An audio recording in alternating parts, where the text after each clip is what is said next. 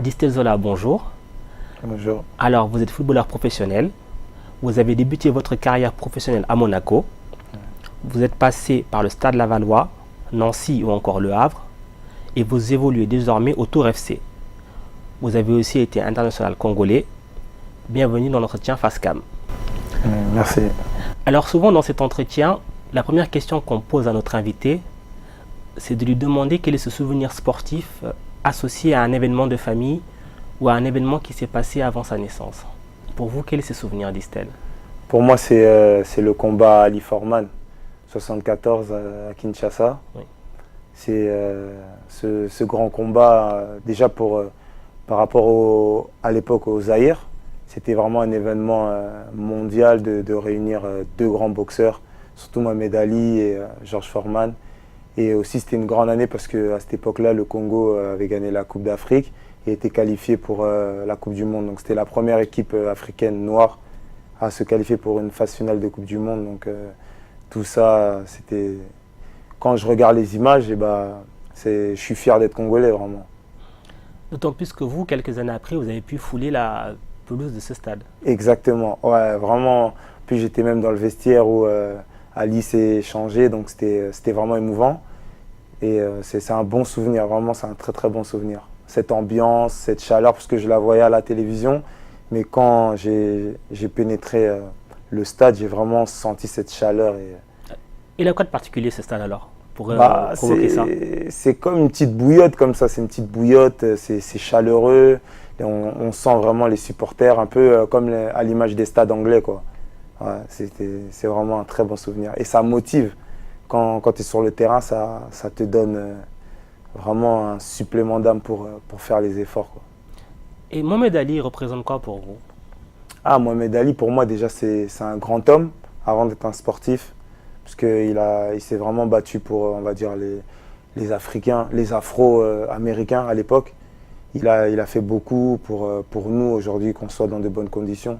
Donc déjà, par l'homme, déjà j'ai du grand respect. Après, le sportif, c'était vraiment une bête. C'était vraiment un très très grand sportif de haut niveau. Un autre sportif que vous aimez beaucoup, c'est Mike Tyson. Pour quelle raison? Mike Tyson, je l'aime pour son caractère, son comportement, parce que tout n'a pas été facile pour lui, mais il a toujours rebondi.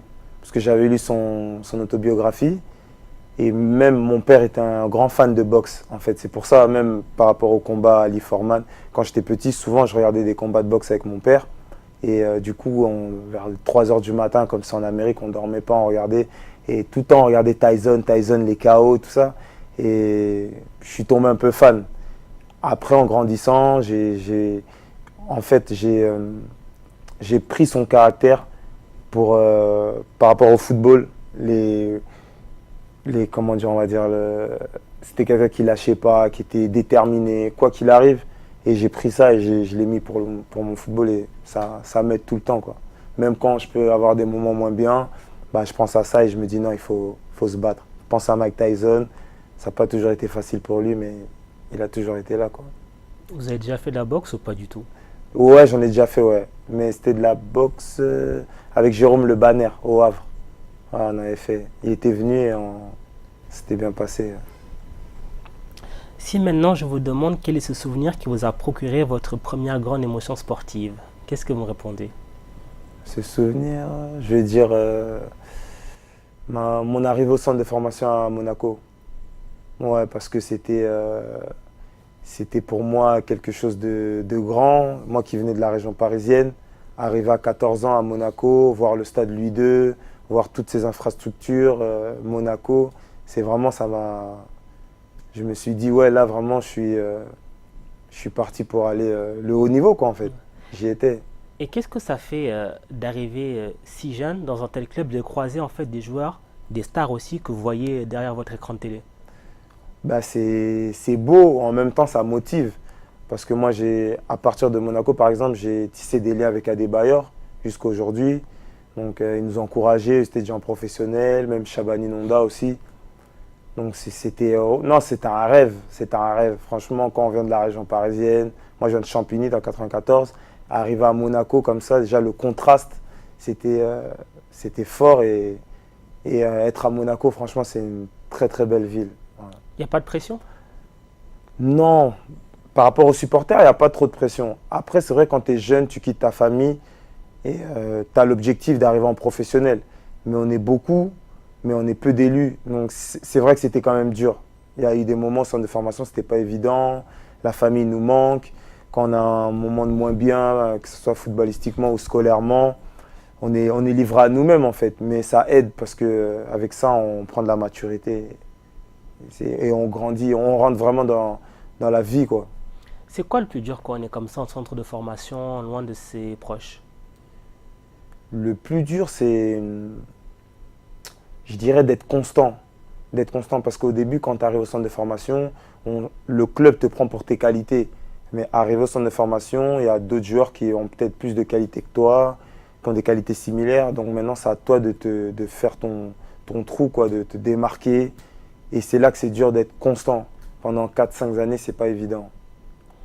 Vous vous souvenez de votre premier match en professionnel? Mon premier match en professionnel officiel, oui, c'était contre Metz avec le Stade Lavallois. Ouais.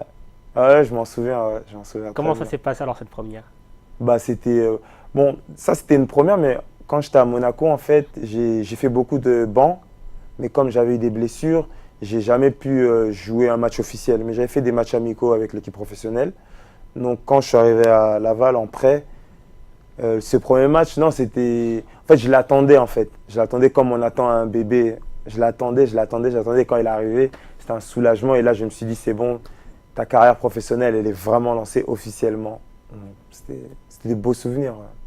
Ça reste gravé à jamais, ça? Oui, ça reste grave à jamais. Ça reste grave à jamais. Ouais. En 2010, il y a aussi une grande première pour vous. Ce sont vos premiers pas en sélection de la République démocratique du Congo. Oui, Là aussi, c'est d'être beaucoup d'émotions. oui, là, c'est beaucoup d'émotions. Mes premières sélections, c'était ici. C'était des matchs amicaux en France.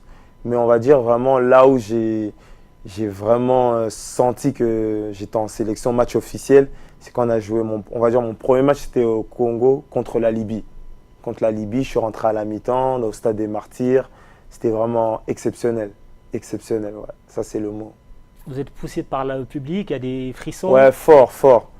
Fort, on se sent poussé par. C'est la terre de nos aïeux, donc il y a toute ta famille qui est derrière toi, tes oncles, tes tantes, tout le monde. Et c'est magnifique, 80 millions de personnes. Je me souviens, j'ai encore l'image, je rentre dans le stade, je vois les gens qui sont dans les remparts. C'est vraiment cette sensation, il faut vraiment la vivre. Même si je la raconte, je ne pense pas que je pourrais vous décrire ce que j'ai vécu, quoi. Pour vous, c'était une évidence de jouer pour la RDC? Oui, c'était une évidence. Bah, étant donné que j'ai fait toutes les équipes de France de jeunes, après, on va dire arrivé en espoir, j'ai eu des blessures au genou, donc ça m'a un peu freiné. Mais bon, vu que j'étais à Monaco, j'avais de la visibilité. Et après, par rapport à ça, ça s'est fait naturellement par rapport à Youssouf Moulumbu, qui est le capitaine. Bon, en ce moment, il n'est pas, mais c'est vraiment lui qui a fédéré un peu tout le monde pour vraiment les jeunes binationaux à venir au Congo, quoi. On va dire, cette génération Marbella. Il y avait Cédric Mongongu, Laris Mabiala, Christopher Walembo, qui est maintenant qui est consultant. Ouais, c'était un peu Parfait Mandanda. Ça a commencé avec ce noyau-là, les binationaux. Tout ça encadré par des vieux comme Loa, Matumonarum, Mbokani. Donc c'était un peu cette alchimie-là, elle était vraiment bonne. Qu'est-ce que ça fait quand on voit son nom pour la première fois dans la liste de la RDC? Ah, ça fait plaisir, hein. Comme je dis, ça fait plaisir pour. Peut-être nous, on ne le voit pas, mais moi, je l'ai ressenti. Après, toute ma famille au Congo qui t'appelle. Parce que pour eux, c'est comme nous ici, quand on attend la liste de l'équipe de France, on est là, on voit. Et c'est génial. Tout le monde t'appelle, tout le monde est content. La famille, elle est fière de toi. Moi, en fait, en plus, avant d'être en sélection, je n'étais jamais parti au Congo. Donc, par rapport à la sélection, c'est là où j'ai découvert le Congo. Donc, j'arrivais à l'aéroport, il y avait toute ma famille que j'avais vue qu'en photo ou en vidéo.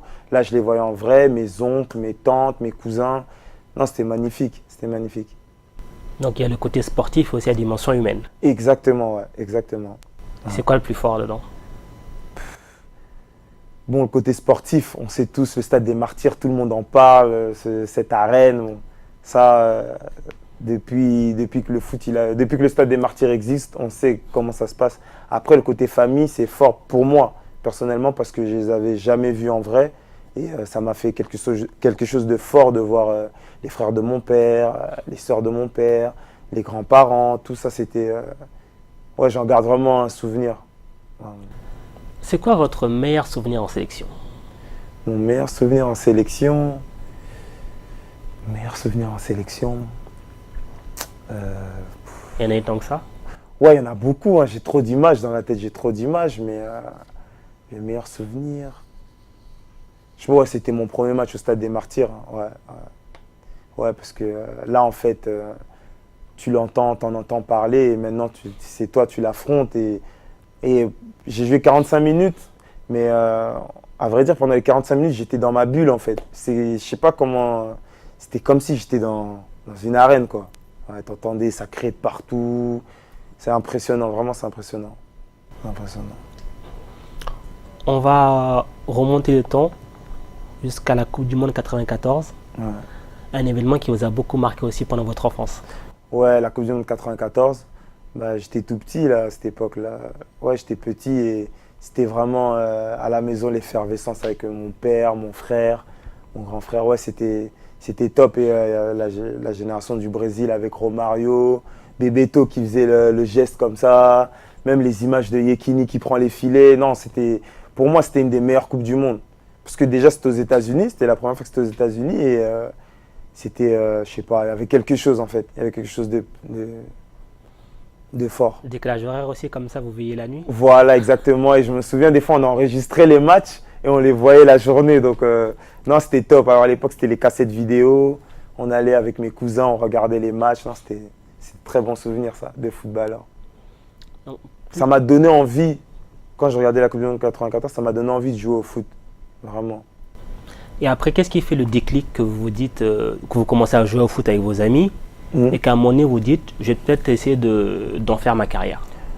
Moi, personnellement, bon, je jouais à l'école et j'ai un grand frère, Armel, qui vit à Londres. Et lui, il faisait déjà du foot. Il est né de moins de 3 ans. Il faisait déjà du foot et je l'accompagnais pour aller s'inscrire. Et quand je suis arrivé au terrain, j'ai vu tous les joueurs qui étaient là, qui étaient en train de taper le ballon. Ça m'a fait un déclic. Et là, moi, je me souviens, j'avais demandé à mon père, papa, moi aussi, j'ai envie de m'inscrire. Et après, il y avait l'éducateur qui avait dit, ah, t'as quel âge? J'avais 5 ans. Il a dit, non, pour les joueurs de 5 ans, c'est dans l'autre stade. Et c'est là que ça a commencé. Après, mon père allait m'inscrire. Et c'est parti comme ça. Mais au début, c'était un plaisir de jouer au foot, quoi, une activité. Et plus tu grandis, plus je suis arrivé à 12 ans, 13 ans. Après 14 ans, quand j'ai intégré Monaco, là, je me suis dit vraiment, il y a une possibilité de faire carrière. Vous parlez de votre frère, de votre père aussi, qui était passionné de boxe. On sent vraiment que vous avez baigné dans l'environnement du sport étant jeune. Oui, ouais, carrément. Hein. Dans notre famille, c'était vraiment le sport. Mon père, même souvent quand on était petit, on allait courir avec lui. Il nous entraînait, on prenait un ballon, il nous apprenait à faire des jongles, on allait au parc. Il nous a transmis ça, notre père. Et maintenant, on va passer à votre actualité, Distel. Récemment, vous avez signé cet été au Tour FC, après une saison blanche sans club. Alors, comment ça se passe lorsqu'on a été professionnel toute sa carrière, que tout d'un coup, on a ce coup d'arrêt, on se retrouve sans club? Bah, c'est vrai que c'est pas évident, c'est pas évident. Moi, heureusement, on va dire que j'avais mes proches, bon, ma femme, mes deux enfants et mes parents, mon frère, qui étaient vraiment là pour me soutenir. Et j'ai aussi eu un coach perso qui s'appelle Karim Le Cannelier, qui a vraiment fait, chaque jour on s'entraînait. Et non, c'est dur hein, parce que le corps, en fait, il a tellement l'habitude pendant 10-15 ans de toujours faire les mêmes choses, on va dire entraînement le matin, sieste, même les douleurs, tout ça. Et là, d'un coup, c'est stoppé. Donc vraiment, là, tu es obligé de te prendre en main. Donc c'est ce que j'ai fait grâce à toutes ces personnes. Et j'ai maintenu le cap, même quand c'était pas évident. J'ai jamais douté. Bon, c'est vrai qu'il y a un peu le doute, mais je me dis, franchement, je tuais les doutes, quoi. Je me disais, non, tu es là, il faut travailler, il faut y aller chaque matin. Je lâchais pas. Et après, ça a payé, quoi. Mais c'est une bonne expérience parce que ça m'a montré l'autre côté, on va dire l'envers du décor par rapport au football. Parce que quand tu joues, on voit que tout autour de toi, tout ce qui est autour de toi, tout marche, on va dire. Et dès que tu joues pas, tout est éteint et c'est là que c'est dur. C'est là que c'est dur. Mais paradoxalement, j'étais plus, on va dire, avec la famille. J'ai plus profité. J'ai eu le temps de profiter avec mes enfants, avec madame, avec mes parents et de voir d'autres choses, de penser aussi à l'après-foot. Donc ça m'a ouvert les yeux. Donc maintenant, on va dire, je sais un peu à quoi m'attendre après le foot. Souvent, voilà, vous l'avez dit, on voit le monde du football quand on joue. Et là, tout d'un coup, quand tout s'arrête, est-ce que les joueurs ils sont préparés à ça? Personnellement, même si tu te prépares, c'est toujours difficile. On va dire que c'est comme un 100 mètres. Quand tu fais une course de 100 mètres, quand tu arrives à la ligne d'arrivée, tu es obligé de décélérer. Tu ne peux pas t'arrêter brusquement parce que tu as de la vitesse. Et c'est exactement ça. Quand ça s'arrête du jour au lendemain, nous, on aimerait qu'on décélère un peu, mais c'est brusque en fait. Et c'est là que tu dois retomber sur tes pattes, t'organiser, tu dois penser à plein de choses. Et en centre de formation, on est souvent un peu chouchouté par rapport à tout ça. Et là, on va dire, tu es dans la vie active d'un coup, quoi. Et si t'as pas, on va dire, t'as pas épargné, t'as pas de bons conseils, c'est là où tu peux sombrer. Et là, c'est dur. Tu peux aller même à la dépression. Je connais beaucoup de gens qui, quand t'as pas de famille, parce qu'on va dire, les gens, ils te lâchent aussi. Hein. Bon, après, c'est l'histoire de la vie. Hein. Quand tu es bien, les gens ils sont là. Quand tu es moins bien, il y a moins de sollicitations. Exactement, donc c'est là. Et puis, il faut savoir faire la part des choses. Moi, c'est vrai que j'aime le foot. Bon, ce qu'il y a à côté, je ne suis pas trop quelqu'un qui sort. Et à ce moment-là, j'avais ma famille. Donc, ça m'a permis aussi de garder une ligne de conduite. Et c'était important parce que si peut-être j'étais célibataire, j'allais peut-être tenter de sortir, faire plein de choses. Et là, je gardais ma vie de famille, je m'entraînais le matin, je profitais avec madame, les enfants, mes parents, mon frère. Et je cherchais des alternatives pour trouver un club. Avec le recul, on peut dire que c'est quelque chose qui vous a endurci? Ah, carrément. Ah, ça m'a endurci. Ah, là, je peux le dire. Ah ouais, là, je le dis même en souriant, ça m'a vraiment forgé encore un mental. Ouais. Et du coup, cette saison avec le Tour FC, quels sont vos objectifs? Les objectifs avec Tours, c'est de remonter en Ligue 2 rapidement. Tours, c'est un club, on va dire, sous les 10 dernières années qui ont toujours été en Ligue 2, qui ont même parfois frôlé la montée en Ligue 1. Donc, il y a des bonnes infrastructures. Le club, il a toujours gardé le statut professionnel. Donc, on a tout pour travailler et pour remonter. On a une équipe de qualité. Là, on a eu quelques blessés. Donc, on a connu un petit mois de septembre un peu difficile. Mais là, on va repartir de l'avant pour enchaîner les victoires. Et en mois de mai, être promu, quoi. C'est le plus important. Et la sélection, c'est toujours dans un coin de votre tête ou vous êtes passé à autre chose? Non, c'est toujours dans un coin de ma tête. Hein. Si je disais non, c'est que je serais un menteur. On l'a toujours dans un petit coin, mais là, je vois les choses étape par étape. Déjà, ça serait bien avec Tours de monter, de faire le plus de matchs possible. Après, pour un joueur de foot, tant que tu as du temps de jeu, tu as de la visibilité, tout peut se passer. Donc aujourd'hui, j'en suis là, je suis vraiment content d'avoir du temps de jeu. Et je sais qu'après, tout peut aller vite. Donc c'est dans un coin de ma tête, mais je ne me prends pas non plus la tête non plus. Ouais. Tout à l'heure, vous disiez que pendant votre année d'arrêt, vous avez eu le temps de penser à ce que vous feriez après la carrière. Et du coup, qu'est-ce que vous ferez de cette Zola dans quelques années quand vous aurez à raccrocher les crampons? Franchement, j'ai envie de me projeter sur le Congo. Par rapport à... J'en parle beaucoup avec ma femme, avec mes proches, pour peut-être une association, aider en fait. Vraiment, je suis dans cette chose-là d'aider. Après, c'est vrai que j'ai beaucoup de contacts dans le monde du foot. Donc, j'ai quelques petites idées, mais c'est pas encore... c'est un peu flou. Mais je commence à travailler petit à petit, quoi. J'essaie de me donner le plus ample idée pour pouvoir trouver le bon chemin après. Quelque chose à mi-chemin entre Europe et Afrique peut-être? Ouais, carrément. Ouais, carrément. Parce que nous, on a grandi ici, mais on a nos origines au Congo. Donc, ça serait bien d'apporter notre expérience au peuple congolais et aussi apprendre du peuple congolais Donc cette alchimie-là, je pense que ça peut faire une bonne chose. C'est tout le mal qu'on vous souhaite. Merci beaucoup, Distel, pour cet entretien. Ok, merci à vous.